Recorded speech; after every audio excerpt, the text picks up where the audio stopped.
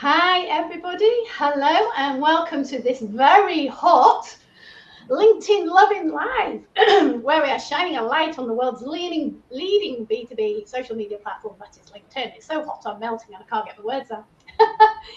I'm really delighted because today I'm joined by Charlie Hunt, who is the founder of the Line One, which is a safe to use LinkedIn CRM tool.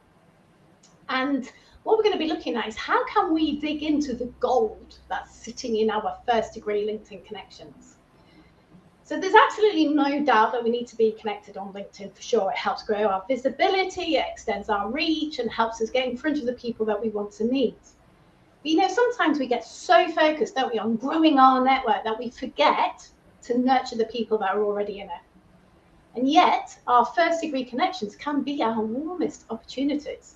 This is why I'm hugely delighted that, Charlie, you're here joining us today to talk about why we should refocus our efforts on people we already know and how we can go about it. So hello and welcome, Charlie. Thank you so much for joining me.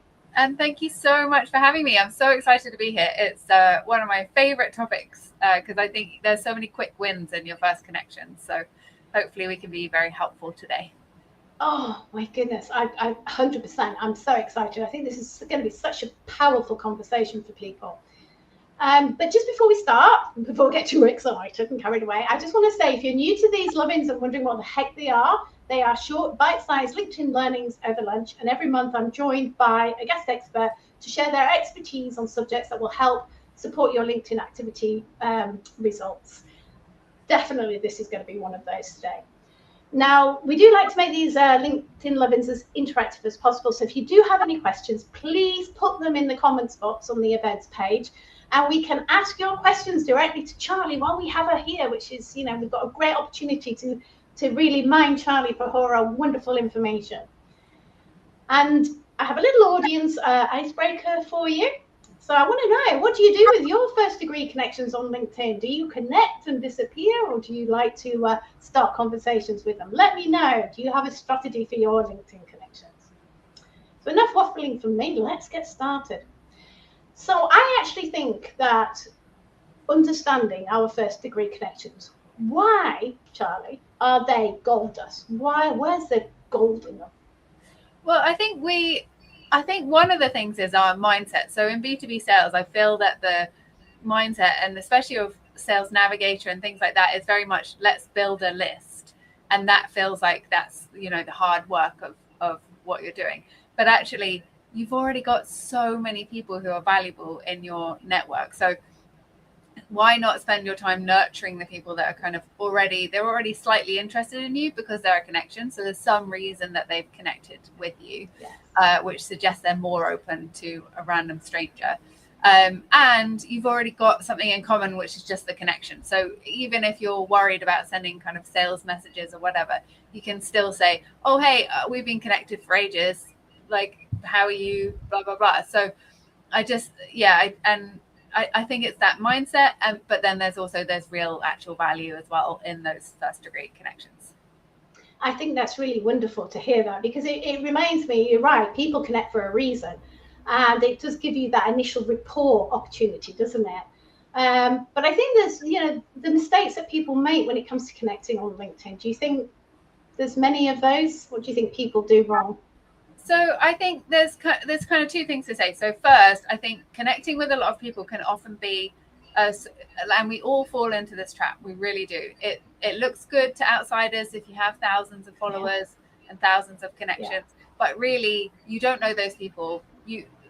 I know of people who are using fake engagement and they have hundreds of thousands of followers and they are going to a coach struggling with revenue.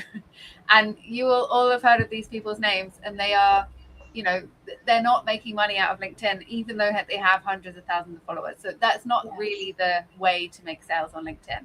So I think it can be like a procrastination of thinking, until I have this many LinkedIn followers, I won't be able to make any sales or whatever it is.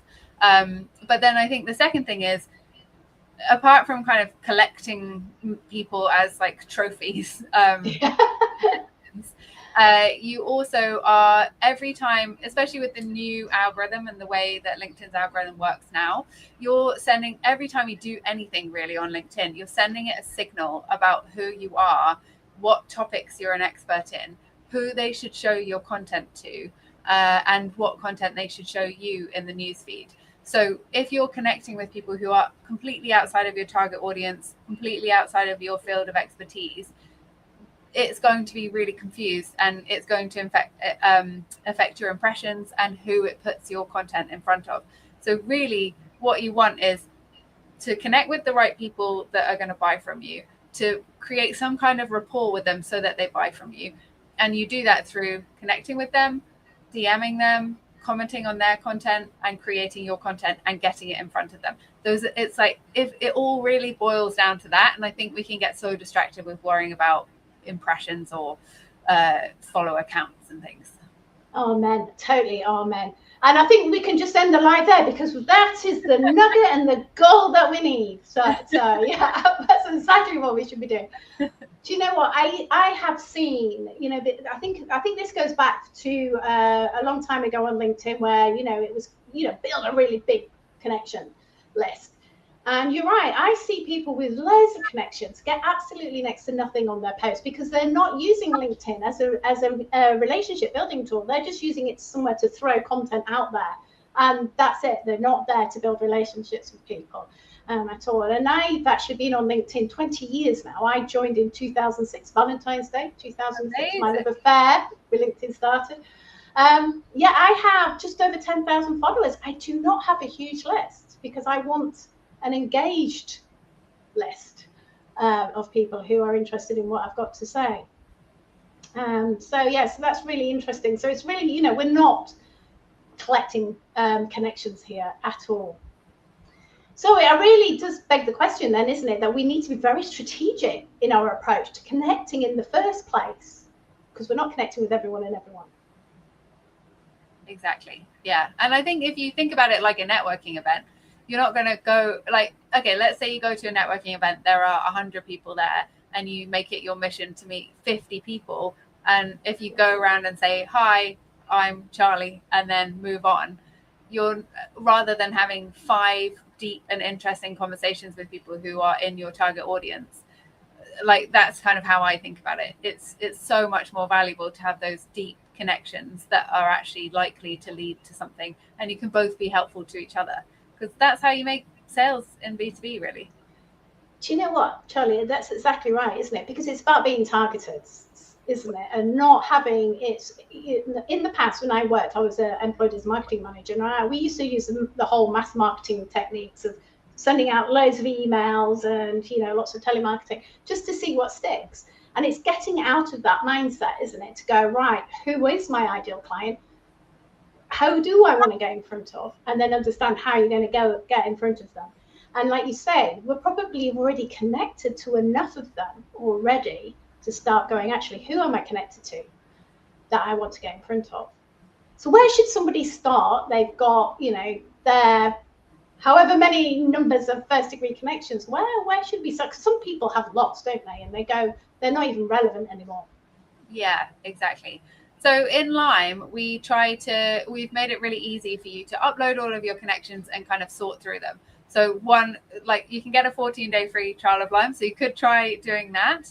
And then you can delete Lime once you've gone through and got your list of useful people. But you can also, LinkedIn's filtering is not amazing yet, but I do think they're doing work on it. So I would just go to the search bar. And it's weird getting to the advanced search. So what I normally do is go to the search bar, put in a space, and then just click enter. And then you've got kind of all the things at the top the people that allow you to search. Yeah. So then you just select first degree connections, and then try to look for your keyword. You can sort by location. There's lots of different things. Just have a play around with that. And just kind of go back to everything you know about your target audience, or just the best clients you've had in the last 2 years, and then just try to see what they have in common, and try to just fit that within the search filters as much as you can. And then Sales Navigator is obviously amazing at this. I don't know, Judy, you know more about Sales Navigator than I do. Can you sort by first connections on there? Yes. Okay. Yes, you can. Yeah. I mean, you can sort by first connections on the free version of LinkedIn, can't you? Yes. And you know, Sales Navigator. I think this is why the Line One is such a valuable tool, because obviously Sales Navigator is a very expensive tool and probably overkill for a lot of people, the individual business owners. Whereas I think, you know, your tool, which we'll talk about in a minute, is a much safer tool and a much more cost-effective option, isn't it? And then having to pay for Sales Navigator. Yeah, I think so. I think Sales Navigator is like £60 or £70 a month now, which is £100 for the base level. Okay, wow. Yeah, so I find it really useful in terms of building lists, but I just find it's that old-fashioned way of doing sales, which is like, let's build a list, let's send out one message and hope they're interested at that time. And I just think because of AI now, the barrier to entry is so low. Like I used to do cold outreach on email and LinkedIn DMs, and it worked really, and I had a funny email and it worked really well. But now with AI, it just doesn't work because the barrier to entry is so low and everyone's doing it. And everyone's just sick of all those cold emails and DMs. So you have to build up a relationship now. And that's kind of what we try to do with Lime, rather than the kind of Sales Navigator way, which I do still think is brilliant, Sales Navigator, but mainly for kind of building lists and that kind of prospecting. Yeah, absolutely. And you're right. It's so having that targeted list, being really clear, and maybe just working a few at a time, because, you know, as Karen here has said, should she do a call of her connections? But you know, there are people who do have a lot of connections, and it could be a little bit overwhelming in terms of how am I going to approach. And I think the other thing is that you can download your connections from LinkedIn as well. And I think that's a good place to start. And in fact, that's what you do with Line One, isn't it? Download them and then you can upload them to Line One. So Line One can do all the lovely searching for you. Exactly. Yeah. So, and then, sorry, should we answer Karen's question? So, yes. Yeah. So, this is one for do as I say, not as I do. I personally it takes so long to cull connections. If someone comes by on my newsfeed and they're sharing stuff that's like, you know, it's political, or I mean, I don't mind some politics, but you know, it's kind of too divisive, or something like that, I will remove them. If someone sends me a cold DM that's rubbish, I will remove them, because I know that when I connect with someone, when someone asks to connect with me, I often will see who we have in common to decide whether that person might be, you know, legit. So I don't want my name in there, kind of like always telling people my mutual connections that person's legit. So then I will remove them. I also went through and removed people from certain parts of the world where they're just like, Lime is just going to be too expensive for them at the moment. So that was quite a quick way to get rid of people, but it does take a long time to go through and get rid of people that are not very useful. Some people swear by it and they love it, but it was more useful with the old algorithm for LinkedIn. So the old algorithm would show your post to a certain percentage of your connections. Then if those people engage, it would show it to the next. So if you've got lots of people who are irrelevant, it's unlikely to get to the next stage, because those people probably won't comment on your content. But now you could have an audience of like 5 and you could get 1 million views, technically. Technically, yeah, absolutely. Yeah, it is interesting, isn't it? Culling, because it isn't an easy thing to do. LinkedIn doesn't make it easy to do. So I think probably, like you say, you're better off using your time to identify a really nice tight list of people already within your first degree connections that you want to focus on. Exactly. and go after them. So I think you're quite right about the DMs. You know, instantly I'll also disconnect from people. Any pitch slaps, and you can tell they automated the AI. Again, that's just what I was talking about before, that whole mass marketing thing. Let's just chuck it out there and see what sticks. You know, there's no relationship building in there at all. And you know, I see in my emails where they scrape the data from LinkedIn, because on my LinkedIn I've got my first name in uppercase, just because it makes it stand out more. And, you know, so on the emails, I can see Dear Judy in uppercase, or they just take the name of your company page. Yeah. it's just bad. But we can't do anything about bad actors on LinkedIn. We just need to focus on what we're doing. So that's what I tell people. Don't focus on the bad actors, just focus on what you want to be doing. I always think that when you come by on my page, Judy, that you're like, that I'm like, oh, it must be so easy for her to get rid of spam DMs, because they must always put your name in capitals. So that's how you know that it's like AI. I'm always quite jealous of that. Yeah, well, I mean, I didn't do it because of that. It's just what I've noticed as a result of doing that and stuff. But yeah, so it's just, instantly disconnect from people like that. Yeah, I think it's also about careful about who you connect with, who sends you a connection request. You know, doing your due diligence. Do you want to connect with them? Are they going to fit your ideal client profile? Are they likely to know anyone who will know your ideal client profile? And then move forward with that. And just, you know, a lot of people go, I don't like to ignore connection requests. Honestly, ignore. It's not a problem. Not a problem. So that's really interesting. So we've got our list. We've got our first degree connections. We've gone through. We've either downloaded them or we've used a tool like the Lang one to find our ideal list. How do we go about nurturing them? How do we go about building those relationships then? So I think if they create content, then that is just the perfect way to build a relationship with people. There are some people who have taken me like 2 years to warm up, but they're kind of, you know, they are so supportive of Lyme and what we're doing. They're so valuable, and they know me as well, and they know what we're doing, and they can give me great advice as well. And honestly, just the relationships you build from commenting on people's content and then them seeing yours are just amazing. It's like a proper friendship, you know, just through LinkedIn. So it's honestly so valuable. If they don't comment, if they don't post on LinkedIn and they're not very active, I also would include people who create content on LinkedIn. You comment on their stuff, but they never reply, and you'll start to get that feeling that you're not actually building a relationship with them, because they're just there spraying out content and they don't kind of interact with their audience. So I'd include those people as well, but you got to comment a few times to find out if they're like that. But yeah, so those kind of people, you probably you need to send DMs, really. And I think I did a post today saying it's kind of the scariest part of LinkedIn is sending the DMs. So a few tips for it. One, don't make the kind of list of people you send DMs to too small, because you'll get really hung up on the people who aren't replying rather than having your time taken up with the people who are replying. So just don't, I mean, I know lots of people who are kind of very influential on LinkedIn and they don't get replies to all of their DMs. So don't worry. It's nothing about you. You haven't annoyed that person. Probably they just are too busy or they don't want to reply. So there's just take that out of your mind, any worry about it. That's what LinkedIn's there for. It's a sales platform, really. And then, I think if you can find something about them or their company in the news, if you can find something you have in common with them, maybe they've posted on a different platform like Twitter or something about something that you have thoughts on, that's a great... Pardon?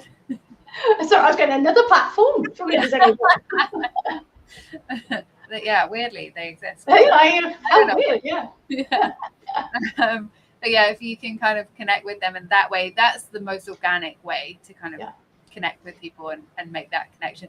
If you can't find anything about them on the internet, I would say I personally hate small talk. I hate when people send me that like loads and loads of messages of small talk, and I know a sales pitch is coming, and I'm like, oh, can you not? It's not my job to like say whether I'm a warm lead for you or not. You've got to figure it out yourself.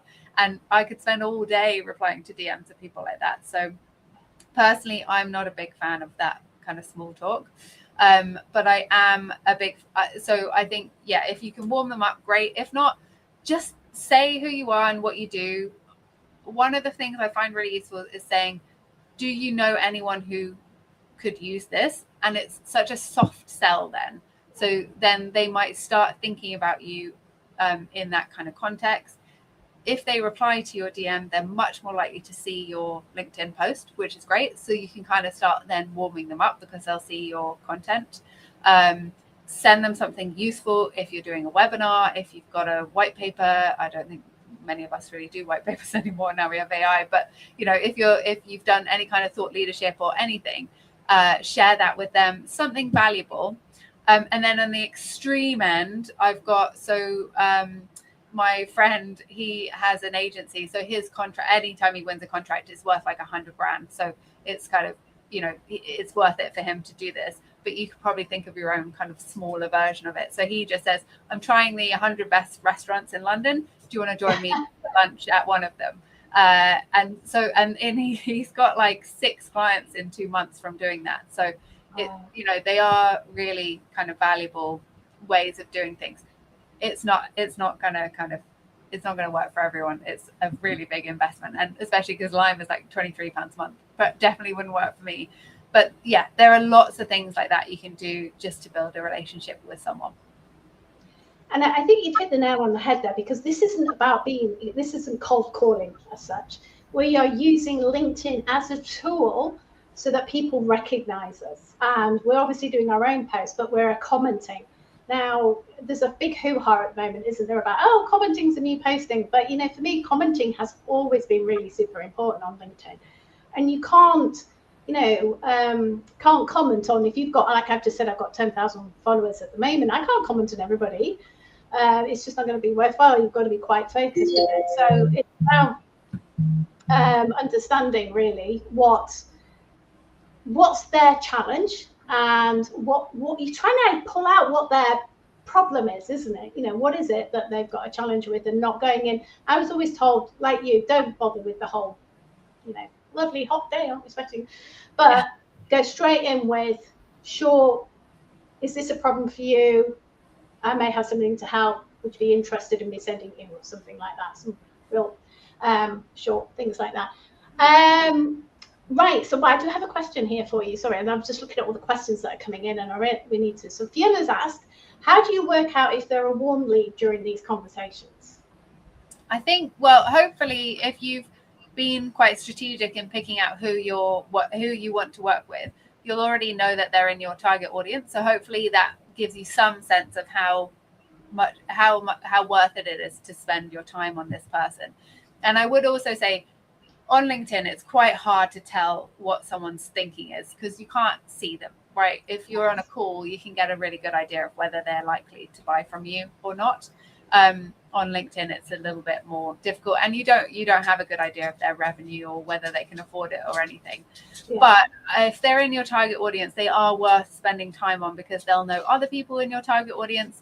They might not be ready yet, but they might come around. So one of my favorite examples is I sent a DM to the head of brand for LexisNexis, which is a FTSE 100 law tech company.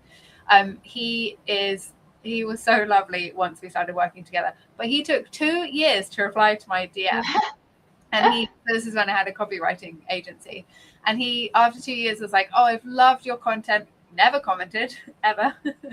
I love your content. I've been looking for ways to work together, and I've finally got something I need your help with. And like, we had such a good relationship from there, and yeah, he was lovely to work with. But he didn't reply to me for 2 years. So it is worth kind of keeping going with people, even if you think they're kind of maybe getting a little bit cold, just because you never know. And it is really hard to tell if someone's a warm lead on LinkedIn. And I think the more you do it, the more your instincts will kick in, and you'll start to see patterns in the people that say yes and the people that say no.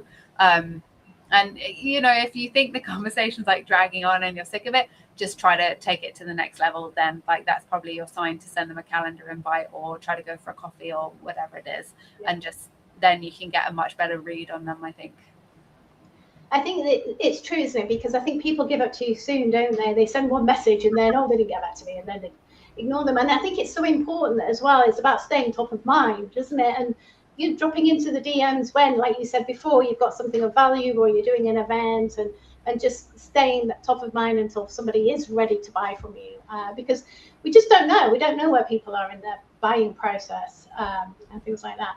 I've just got some other questions here for you, Charlie. I knew we would have loads.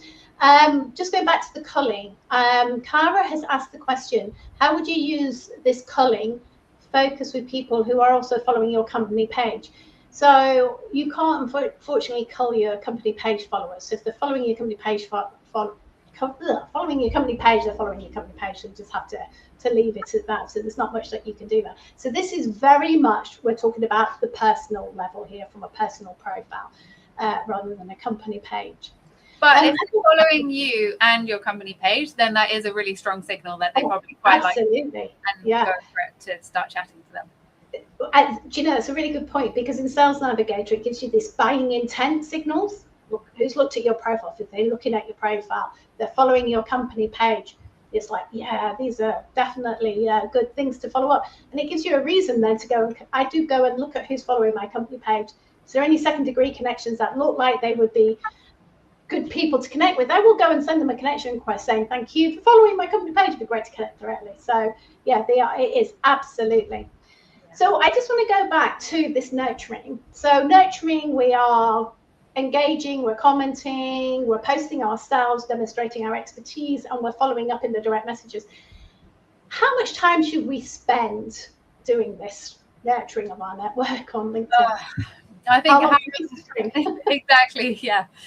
But I actually wrote a case study for a Lime customer last week, and he was kind of saying to me, like, I used to try and do everything on LinkedIn and it resulted in me doing absolutely nothing. And he now does 15 to 30 minutes a day. He has 80 people in his kind of follow-up schedule. So they're like ideal clients, people who could partner with him, whatever. And he just comments on, like, you know, he'll do kind of 5 days a week. Every morning, he'll just comment on kind of 10 to 20 of them. And then that is yielding him good results. And he said he's sticking to it, which I think is the main thing. So I think this is, especially as business owners, we get so excited and we are so over ambitious for ourselves, but you just got to try to keep the list minimal so that you can actually build a relationship with those people. Because if you've got like 200 people to follow up with and you can only get round to them once every 3 weeks, they're not going to remember you. It's just too long between the commenting. So I would, just try to keep it really narrow. And then you can do 15 to 30 minutes a day, maybe on LinkedIn, just commenting and hopefully writing and doing posts. Following up and direct messaging. And I think that, and obviously that's what the Lang one, can help you do, isn't it? Because you can then use that, to identify that list of 80, and you can go in and then comment and stuff. So you've got, it's having a structure, isn't it? And an approach. Yeah. Exactly. Yeah. So you can have reminders. So you just have a long list of people. You just click their activity and it takes you into their activity feed. And then you can see if they posted and comment, rather than like hoping that they'll come up on your newsfeed or viewing their profile every single day like a stalker. Yeah. And there is an alternative way of doing that, where you can search posts by members and then bookmark it. So there are ways and means of getting around it. But I think having a tool, either Sales Navigator or the Line One, is actually a really effective way of doing it. We are nearly on time, but Laura did put a question in twice, so I do apologise, Laura. So I think we should, if we could just answer this for Laura, it'd be great. So the people who may buy from you might be the silent, non-engaging type. So it's difficult to DM them cold. So it is difficult to DM cold people, but you can still do it. But you have to be connected with people first and foremost, don't you, to have. So they're not, 100% cold. Yeah, I think it is really hard, and there are a lot of industry. I mean, I'm working with a translator at the moment. It's very hard for her because you either need translation or you don't. It's not really something you can kind of sell at a particular time, and probably the same for you as well, Laura. So I think, but you'll have a good read on this. So if you've got clients who have changed careers, you might know what's the trigger that might change them, might start them looking at a new job. Like, is it that they've been in their current job for 3 years? I think Sales Navigator does allow you to do a bit more of this filtering. But I appreciate not everybody wants to spend £100 a month. It's crazy. So yeah, I think if you can kind of see what types of careers are people tending to change at the moment. So I think because we have so much disruption with AI, you'll probably find that there are some job types who are looking for that change at the moment. So maybe those are the people to go after.